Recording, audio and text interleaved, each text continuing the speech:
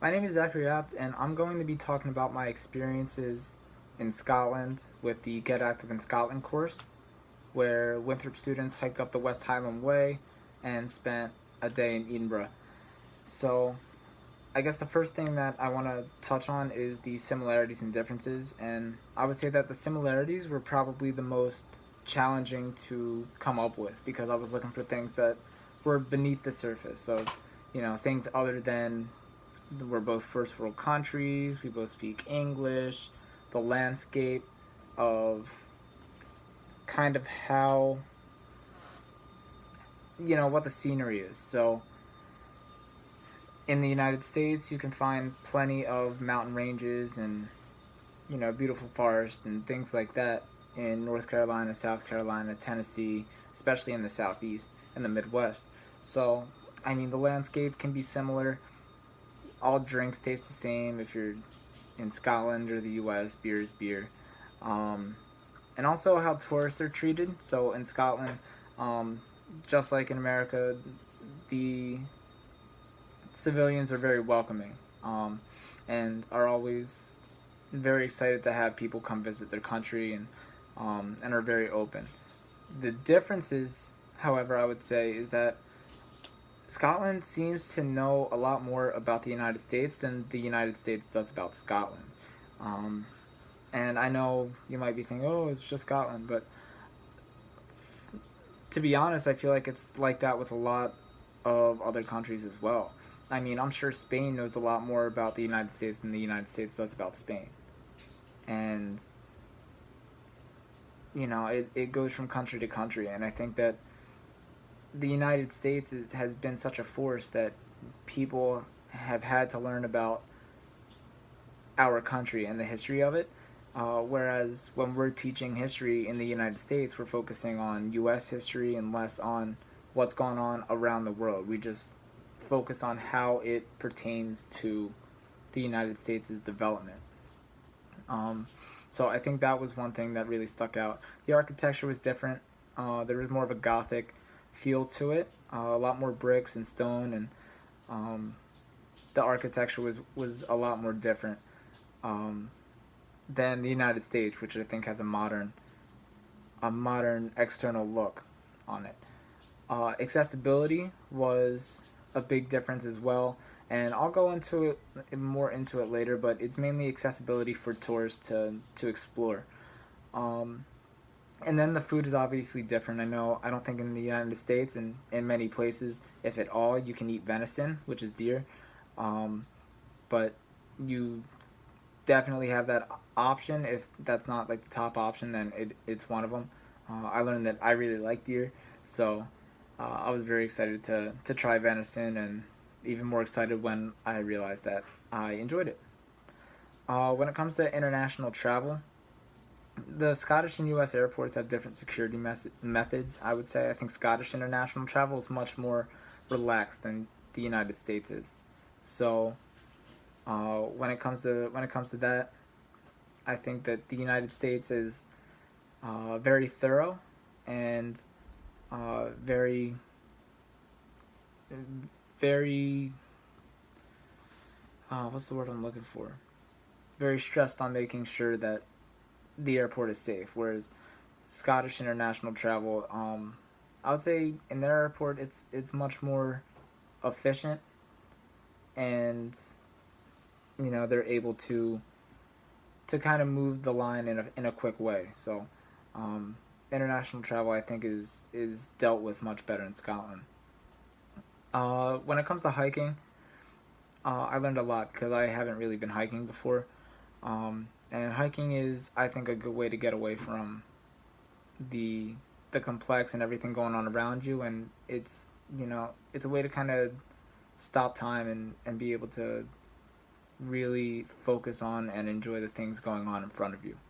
Um, as someone who never puts down their phone and is always doing something with technology or focused on the sports world, it was a good chance for me to get away from everything and be able to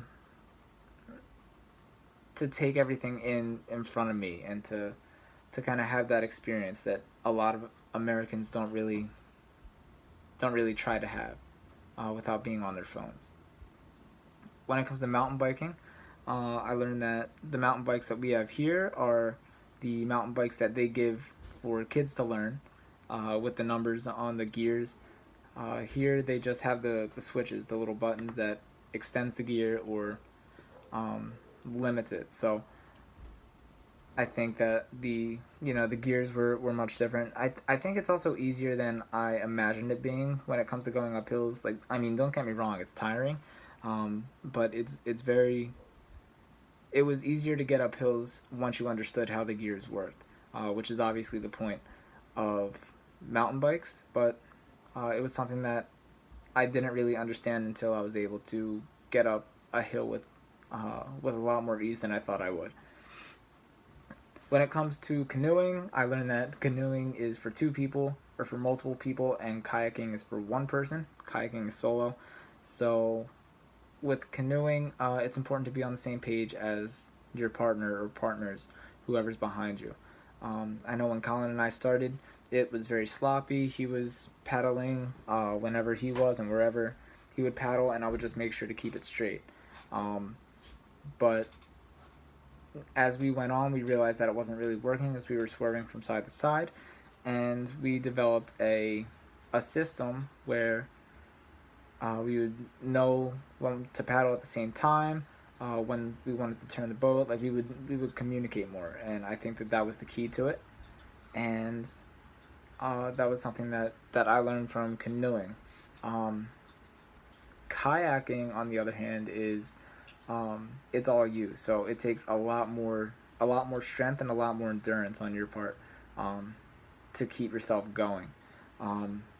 They're very buoyant, but they're also they're not that sturdy. So if you lean to one side, it's gonna lean with you. So that was something that I had to learn at the very beginning. Otherwise, I would have tipped over if I wasn't careful. Because you can't lean too far on one side, otherwise it'll tip. When it comes to camping and staying, I've never really camped before, so that was a new experience, and I've never stayed in a hostel before either. So that was a new experience. And the hostels and camping, I think, are much more affordable than that of a hotel. So it allows tourists to be able to experience more, and it opens up, you know, more possibilities for them based on funds. Uh, Hostels are also a very good way for you to meet people. The first night, I was a little shook when me, Colin, Brent, and Jonathan walked into our room the first night, and we found out that we were sharing the room with three other strangers. And at first, it kind of caught us off guard, but we talked to them a little bit in our short stay there, and we got to learn a little bit more about them, why they're there, what they're doing.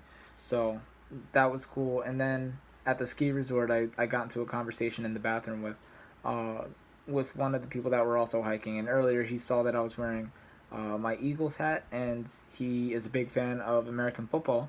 So he struck up a conversation with me about the NFL coming over to the UK and having a few games a year now, and he always gets very excited when his favorite team, who's the Seahawks, will come over and play a game there. But it's just cool to learn about more people, and when there's a shared experience, it makes it that much more easier to open up to someone, a complete stranger.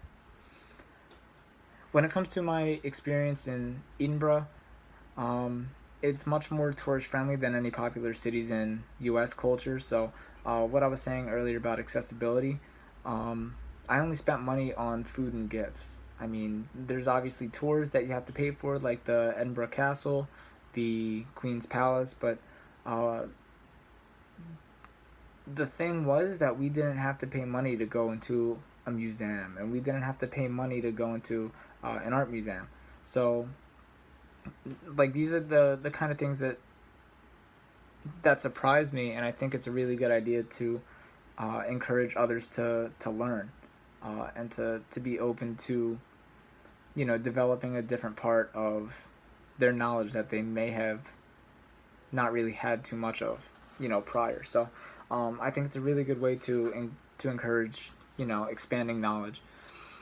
When it comes to my career field and my job, I want to go into coaching, and so coaches are basically teachers, just with a sports context. So it's important to, for me, I can take away that I can teach mindfulness, and respectfulness, um, to my players.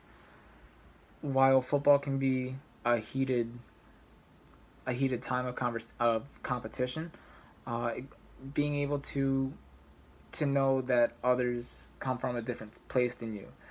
It's important to respect people that have different experiences, because just because you two might not see it the same way, that doesn't mean that you're automatic enemies. I mean, while there are going to be enemies on the field, it's important not to let your emotions get the better of you. And I think that by being able to understand that people are different and that people have different objectives and goals at hand, that still doesn't mean that you have um, to completely ignore the other side. So I think that's something that will help in my job. I'll also be able to teach about the importance of investing in your body. When I was in Scotland, I saw so many people riding bikes and walking, running, being active, and just being outside. So I think that being able to experience this in Scotland and take away the difference between health in America versus a foreign country, I think that I think that my words will have some value when talking about investing in your body efficiently. So maybe not, spending a few $100s on cryotherapy, or, uh, not being sedentary on rest days, but to pursue active rest even if it's not a rest day. Making sure that your body stays active and that your muscles are always moving and you're continuing to stay healthy. So investing in your body is very, very important thing to teach athletes. Lastly, I can help teach players about my experiences and what I learned from others who have less than me. So it's very to get um, taken taken back from everything around you. I mean, having a PlayStation or a laptop or a phone, um, there are things that we might take for granted, and being able to go to a different country where they might not have as much as us is humbling. And um, I think that it's a feeling that you can kind of pay forward, and being able to pass that feeling along, that hey, you might have more than the next guy, or you might have less than the next guy, but it's important to be happy with what you have, and not comparing yourselves to other people who may have more, because that's just it's not a positive way to live. So those are three things that can help me in my career field moving forward.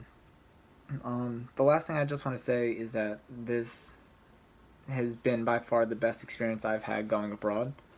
Um, I've learned so much about hiking and mountain biking, kayaking, just being healthy, and being able to explore nature, because that was never the type of person that I was.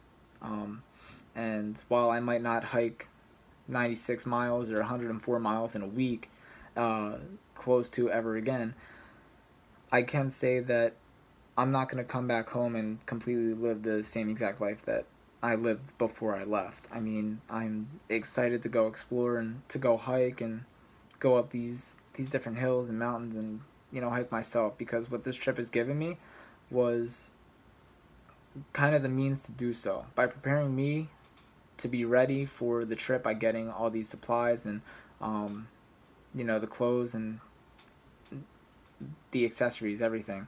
Um, was really beneficial to not just my time in Scotland, but my time past Scotland. So if I wanna go hike on a weekend that I'm free, I'll be able to do that, because I have proper hiking boots. I have mosquito nets. I'm able to prepare for rain, and I'll have changes of clothes, and it's given me the means to be able to hike now, because I didn't have those means. And so while everything that I've gotten for the trip was a good investment for the trip, it's an even better investment for life moving forward past the trip. And um, the trip was just filled with times that I'll never forget, people that I'll never stop talking to, and I just want to thank you for the opportunity. I really hope that this is a class, an opportunity for other classes moving forward, because I think that it's something that can really go a long way for someone like me who was never really into being outdoors um, and really being one with nature. So I just want to thank you for the opportunity, and I hope that this class is presented to future classes moving forward. So thanks.